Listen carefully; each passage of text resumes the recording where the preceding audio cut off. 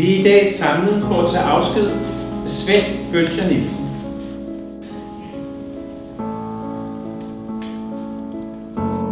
Vi samles her for at prøve at forsone os med de uundstødelige. Vi er her for at sige farvel til en, vi stadig føler befinder sig iblandt os. Og vi er her for at mindes den tid, I var sammen med de pragtfulde mennesker, han var.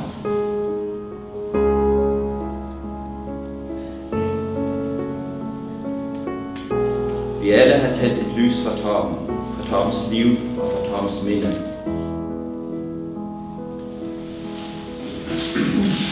Vi har i dag taget afsked med et helt særligt menneske.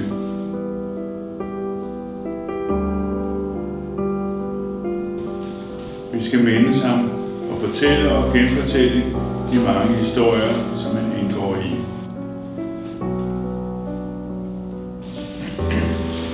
Piet Hein skrev i 48 et digt, som vi har valgt at bruge her ved Svends begravelse. Du skal plante et træ. Du skal gøre en gerning, som lever, når du går i knæ.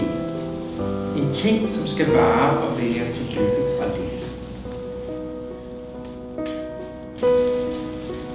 Katerina was not religious, which is why this funeral service takes place within a non-religious setting.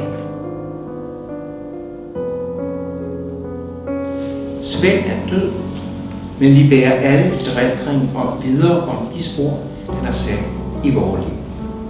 Tak fordi